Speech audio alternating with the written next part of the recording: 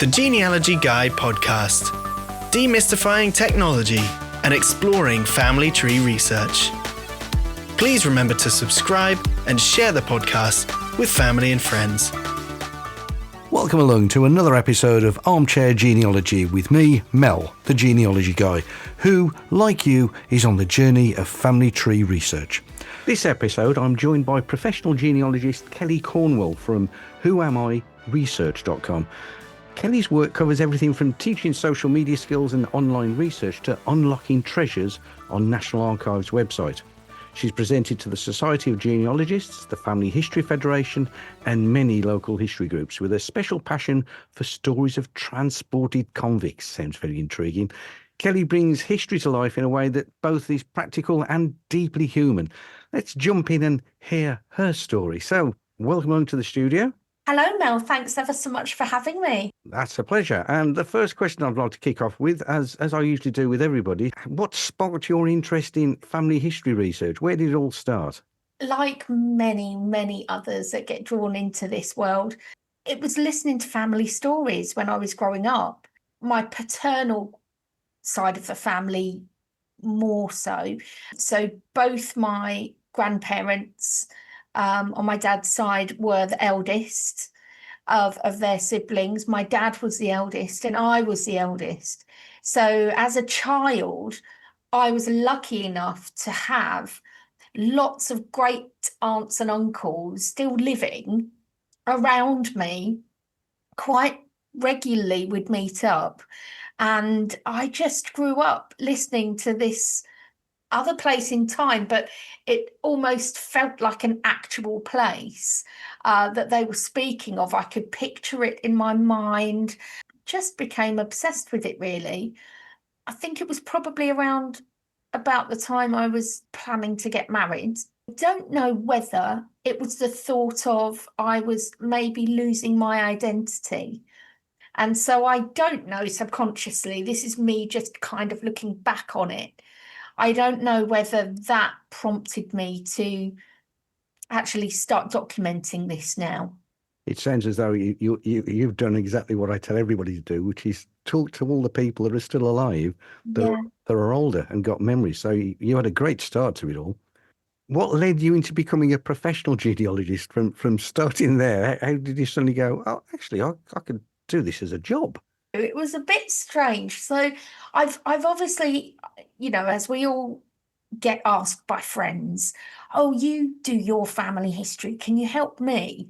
So I'd done that, and I was a chef in a previous life. That was my job, and then I'd gone into recruitment, and then I gave it all up to have children, and then they were both at school, my two boys, and I thought, I think I might go back to work now.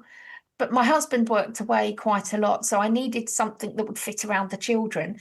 And I was having a cup of tea with a friend one day, and we were coming up with all of these mad business ideas. And then the conversation moved on, and we were chatting about me researching family history for another one of our friends.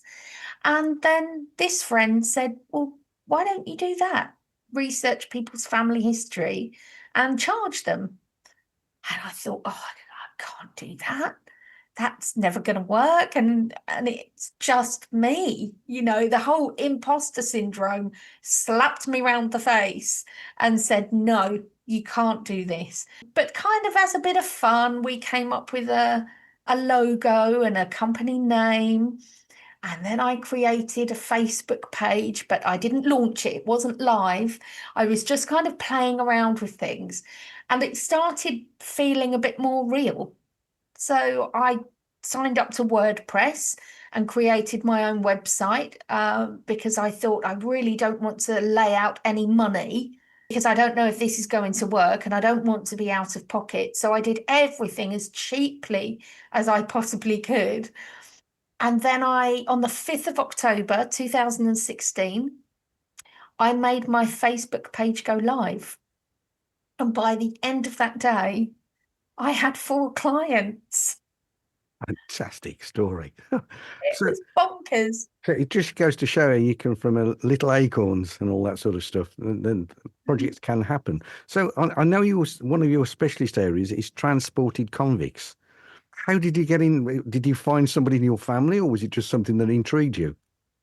My paternal grandmother, my nan, she was one of the people who really inspired me to kind of follow this passion for family history. And so for many, many years, I concentrated on her branch of my family tree because she was always so interested to listen to what I'd found out. One of her lines, and it was my 4 times great grandfather, George Monksfield. So her 2 times great grandfather. And she actually gave me a lot of these names. She knew, she remembered from her grandparents, she remembered these names. And obviously, I did the due diligence, I did the proper research and backed up everything she told me. So I knew I was definitely on the right line. And I was actually looking for information about George's parents, Joseph and Rebecca Monksfield, when I came across a newspaper article about Rebecca Monksfield. But it wasn't George's mum, it was George's sister. And it transpired that she had been convicted for stealing numerous pairs of shoes. And she had been convicted and found guilty and sent to Tasmania. And then researching that, I just became obsessed with transported convicts. So what sort of records exist for people researching convicted ancestors? Where do I begin? There are so many. You have obviously the newspapers, which will report on the alleged crime, and then of course the proven or conviction. The prison registers, ships, surgeons' journals. So there aren't too many records for the convicts when they're on board ship, but should they have needed any assistance from the ship's surgeon, then they might be mentioned in there. But then once they get to Australia, oh my goodness, there's just so many things there. There are muster rolls, there are newspapers over there, and the brilliant website Trove it is a trove, it's a treasure trove, because what it contains is unbelievable.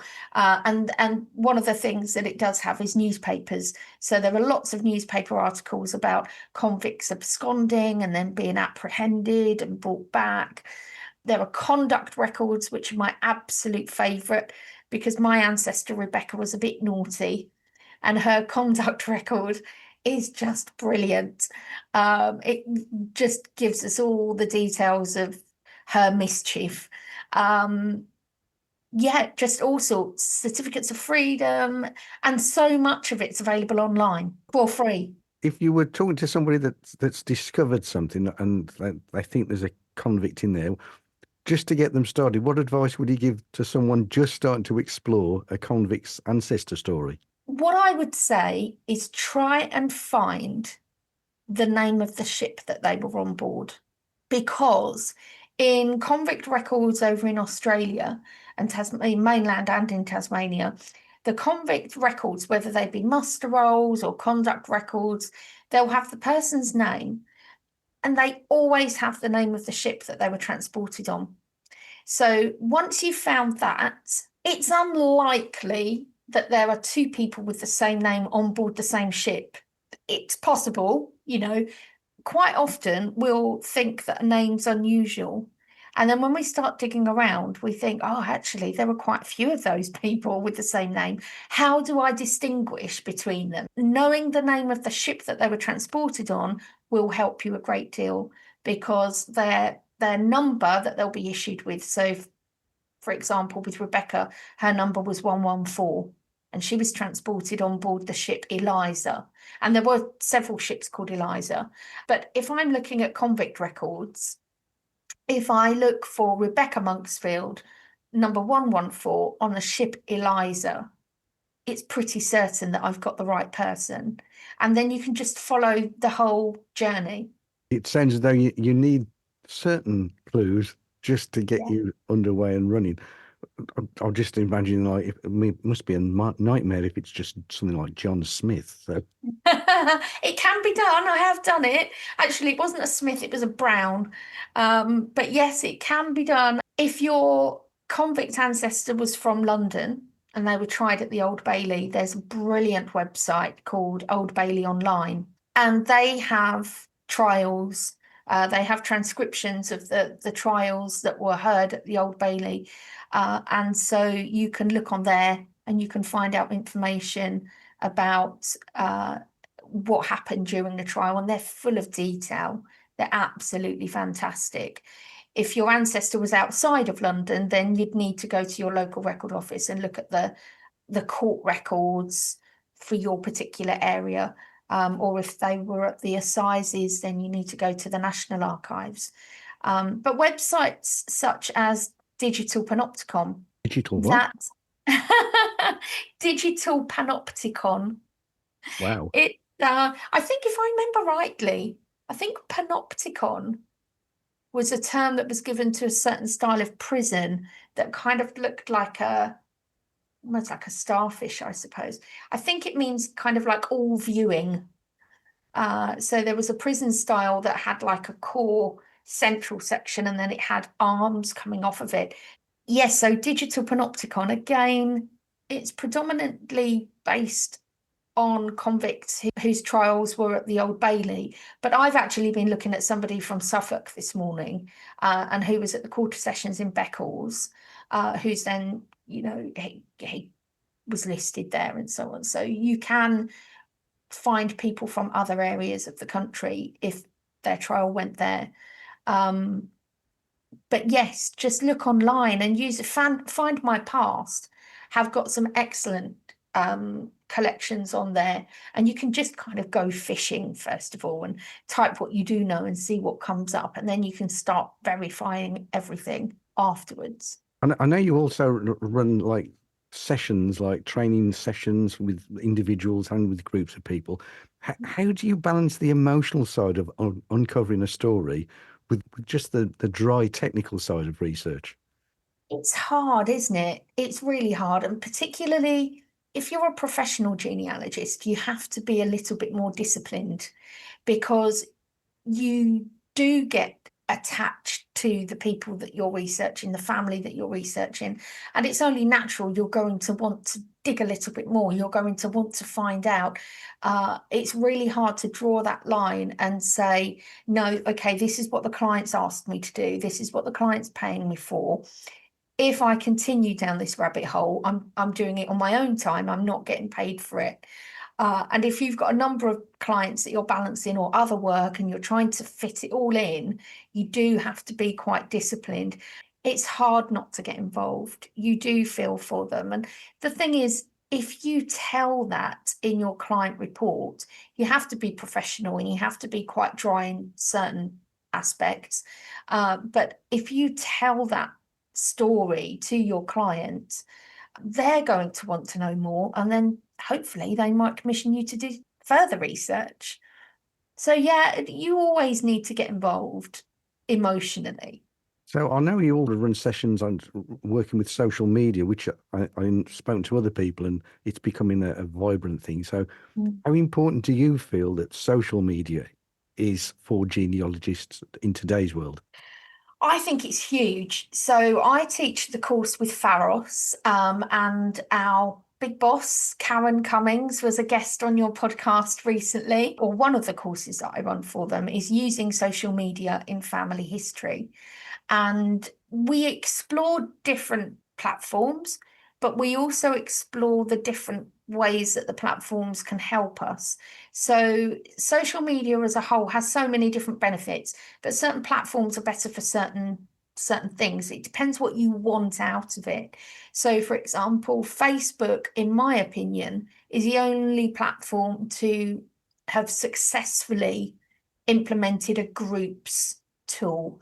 So on Facebook, if you're researching your ancestors or a client's ancestors and they come from a particular area that you're not hugely familiar with, could be another part of the country. If you go onto Facebook and search for, I don't know, Wolverhampton history, then there will be a Facebook page. If not, then create your own. But certainly there are so many Facebook groups dedicated to the history of places. And if you go on and join the group, you can chat with people who really know the area and can give you local knowledge. But you'll also see photos of the place 100 years ago, and it just brings it together. You might see photos of a farm or a factory that your ancestor worked in or on, and those little aspects just give so much, not detail, how can I explain it? Just give it so much more life to your research, because you start being able to view the world that your ancestors lived in. So many other brilliant things that social media is great for. I mean, Paul Chiddicks, for example, run a project about the Old Palace School bombing that his ancestor was involved in, tragically killed. And he ran a project on social media and said, can people help me? I want volunteers to help me research the 34, I think, people who were killed in this tragic event. And people stepped up and helped him. And if it wasn't for social media, he would never have been able to do that. I always think it's great when I see online that they've got their own Facebook group that's actually helping people. ArmchairGenealogy.com for generations of all ages. Let's take a short break listening to Kelly Cornwell from WhoAmIResearch.com and get an update from Ruth Wilmore with what's coming up on Society of Genealogists this October, and maybe even a sneak preview of future plans. So, Ruth, what's going on at the SOG, or the Society of Genealogists? What's coming up in October and maybe even in the foreseeable future? What sort of things are on the skyline? Well, October, as I'm sure you and all our wonderful listeners know, Mel, is Black History Month. So we have a talk by an archivist, Alice, who found in a baptism register from 1794 a father just described as a black man. A long convoluted story later, which is all what the talk is all about, she discovered that this black man had been painted by Joshua Reynolds, the famous portrait painter. So join us for that one. But also in October, we are making the month all about maps and boundaries, people crossing boundaries and how boundaries and maps can be used in genealogy. We have a brand new course, which of course features the National Library of Scotland and the Genealogist, both websites with fantastic collections of maps. And the course also includes sessions with genealogists Sophie Kay and Kathy Soughton, all about how they use maps for their family history research. So that's a brand new course. Then we've also got talks about the website Ship Index and how to get the most of that for ancestors who emigrated. We've got talks about subsidised emigration to Canada and all about administrative boundaries and how they changed and how county boundaries aren't necessarily the same as registration county boundaries. And so that's coming up, and unpicking all of that is Mia Bennett. We're also taking the mapping theme in a completely different direction with a look at mind mapping and how to use mind mapping in genealogy. As well, can't just look at maps, so we're also looking at mitochondrial DNA. We have a workshop on how to get the most out of our collections, where people can come in, use their own computer or one of our computers and get hands-on with Elsa Churchill about how to actually search our catalogues and collections. And finally, we're taking a trip to Devon. We have the Devon Family History Society and the archives in Devon coming along to present all about all the various resources available for family history in Devon, as well as a tour around the archives there. Wow, that's October at SOG. That's a packed period. You've got a lot going on there. And can you give us a taste of anything that's coming up in the foreseeable future? Well, coming up in the new year, we've got our Stage 1 Family History Skills course. So if 2026 is going to be the year you get to grips with your family history, if you want to refresh up, make sure you're doing it all right, then our Stage 1 Family History Skills course is perfect for you. And that will be on Tuesday evenings in January. And I also have up my sleeve, I am planning a in-depth long course about advancing your DNA skills. And that's with some of the best genetic genealogists in this country. And they're going to be presenting a long course all about all aspects of genetic genealogy. Wow, that's getting really technical, but I know it's very popular and growing in interest because so many people have had theirs tested. Absolutely. And I'm sure plenty more will be having DNA tests for Christmas. Oh, yes. Well, thank you very much, Ruth. Ruth Wilmore from the Society of Genealogists, or SOG, as they like to sort of sound trendy and fab. Well, I'm using the word fab all these years on. Thank you very much, Ruth. Thank you. Thank you, Mel. See you again soon.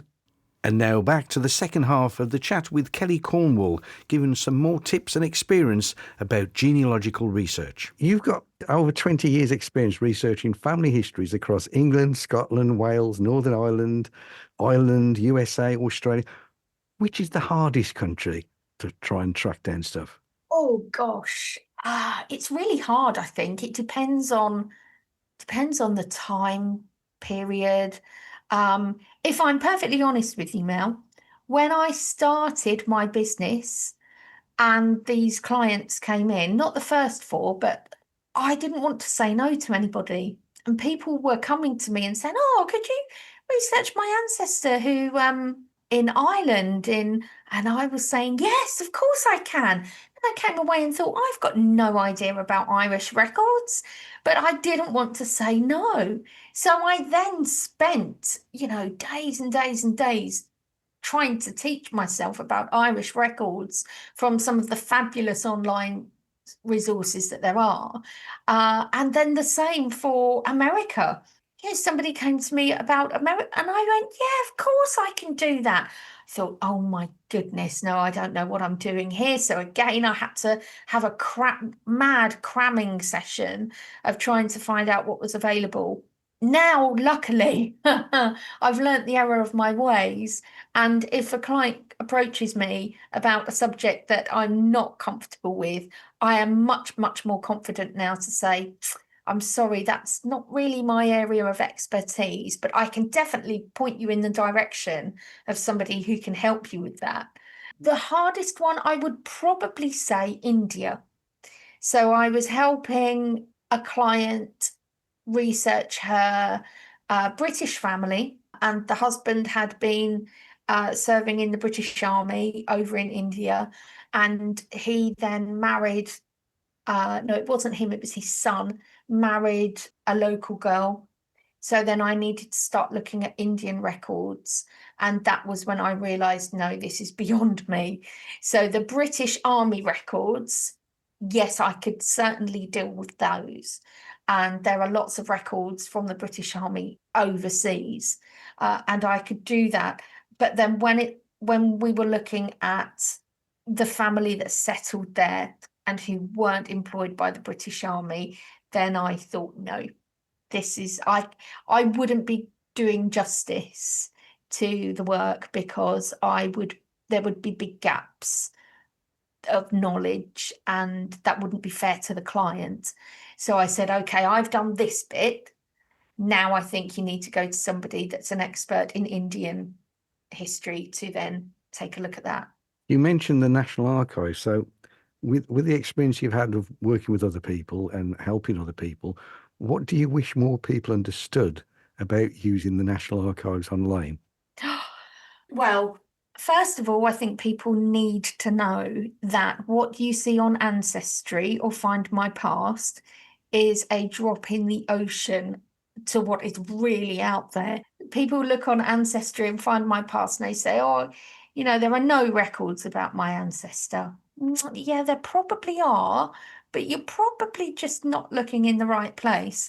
And the National Archive website, which is another course that I run for Pharos, So it's getting the most out of the website. It can be a bit scary, and if you don't understand how an archive is arranged, the hierarchy of catalogues, for example, it can be a bit scary. If you look on the National Archives website and the Discovery catalogue, you might think, oh, I don't know where to begin. And you type in a person's name and you don't get the results that you would get on Ancestry and Find My Past, and you don't really understand why. Well, the reason for that is because lots of the collections of records that the National Archives hold aren't searchable by a person's name. So you might need to get into the records by place and date, and then narrow it down and look at the record that covers that place and date, and then in person go and have a look and find the name and the individual that you're looking for. But there are so many ways that the National Archives website can help you find the records that you won't find on Ancestry and Find My Past. So they have brilliant research guides on there. If there's a subject that pops up in your family history that you know nothing about, National Archives will have a research guide on it. And when I said before about being approached by clients who were asking me to research something that I wasn't really au fait with, the National Archives research guides were one of the first places I went to. And they do have research guides for records of places overseas. So that's good. So research guides, their catalogue, it's just a fantastic place for genealogists to go. When it comes to breakthroughs, or brick walls as they get referred to as, is there an example of a breakthrough that you've had thanks to online records and also on social media, something that you've just thought, oh, it's a dead end, and then voila, you've found something that just allows you to do the jump? Yes. So fortunately, I had two great-grandmothers still alive when I was a child, and I knew their names, and I had heard stories from them. And sadly, they both passed away in the same year when I was about 7. But I knew them, and I knew their husbands, and I knew their dates of birth, and I knew where they'd lived. I knew their addresses. And when I started my family history research, I filled that in on my hand-drawn tree, and I thought, yep, I know that. I know her father's name, her mother's name. Yep, I know all of that information. Well, when I started then gathering documents, like certificates predominantly, I could not find my great-grandmother's birth certificate. I could not find it. So I spoke to my mum, spoke to my nan. So it was actually my nan's husband, my granddad's mother, but he'd passed away by then. And my nan said, no, her date of birth was definitely the 1st of April 1908. I said, I just can't find it anywhere. My nan said, well, why don't you ring Auntie Doris? Now, Auntie Doris wasn't my auntie. She was actually my great-grandmother, who was proving to be my brick wall. It was her cousin, but we all called her Auntie Doris. And my nan said, why don't you give her a call? And she was about 90 at the time. So I phoned her up and I said, look, I'm at this point. Can you help me? You know, I know that her mum was Florence Wilkinson. I know that her dad was Harry Vinton. Why can I not find her birth certificate or baptism or anything? And my Auntie Doris said, well, you know, her dad weren't a real dad. What? So there's a whole story there. I managed to get her birth certificate. She had been registered under her mother's maiden name, and the birth certificate had no father's name. And I thought, okay, that's it. I'm never, ever going to know the name of her father. I then was just playing around one day and I Googled the address that was the place of birth given on the birth certificate. It was just a regular address. But it wasn't one that I recognised. And I'd heard stories about all of these places that my ancestors had lived. So I Googled it, and it transpired that it was actually the place for a Salvation Army home for unmarried mothers. So I turned to social media. I discovered that the Salvation Army had an archive, and they had a team of people that would look things up for you. So I contacted them, and they said, yeah, we've got some records around about that date that will probably give you a little bit of information about your 2 times great-grandmother and her time here as an unmarried pregnant woman. About a week later, I got an email back from them, and they had found these records. So if you were in the position that you were pregnant in 1908, wasn't really viewed to be a good position to be in, and you'd be shunned from the community, by the community, you would try and go to a home for unmarried mothers or something like that and get out of the way so that people don't see you. I didn't realise the process was my great-great-grandmother had to write to the home, wait for a reply to say, yes, you're welcome to come and have an interview with us. So she then had an interview. She had to sit in front of a panel of people, and she had to tell them how and why she was in the situation she was in. And she said that she had been engaged to a boy called Benjamin Hooker, and they were planning to wed, and she was convinced that it would be okay to lay together because they were planning to get married. She then found out she was pregnant, and he legged it. He did a runner and was nowhere to be found, so they took her in. There you have it. I have the name of the father of my illegitimate great-grandmother. And the sad thing is, my great-grandmother died not knowing who her dad was. My grandfather, her son, died not knowing that who he thought was his grandfather, who was actually his namesake. My grandfather was Harry, and his grandfather was Harry, but actually his grandfather was Ben. It certainly shows how you have to be a real detective, piecing it together and think of things, other ways of trying to get to the same information. I enjoy these conversations because I learn something from every single conversation I have. So I never feel I've wasted my time, because there's always something new. So finally, if people want to find you online or socials, what's your username and your website address? So my website is Who Am I? So WHOAMI research.com. The full title of my company is actually Who Am I Family Tree Research. So my handle, my name on social media is at Who Am I FTR, for Family Tree Research, because I thought Who Am I Family Tree Research is probably a bit too lengthy for a social media handle. So it's at Who Am I FTR. And I'm on most platforms. So I'm on Facebook, Blue Sky, X, LinkedIn, Threads, TikTok, Instagram. Can't think if I've MeWe. There's probably others. I can't remember. And other popular sites. So we'll cover it under that umbrella. Well, it's been a fabulous chat. Thank you very much, Kelly Cornwell, a genealogist of multiple levels on various topics.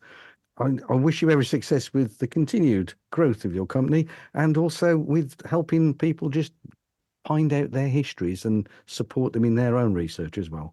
Thank you so much, and thank you for having me on your podcast, Mel. It's been a pleasure. So a huge thank you to Kelly Cornwell with some tips and advice for genealogical research, and do check out her website and follow her on her social platforms. She has plenty to choose from. And also a thank you to Ruth Wilmore from Society of Genealogists with her update on what's coming up at SOG. Until the next time, happy and productive research. And remember to subscribe to the podcast to be informed when new editions are published.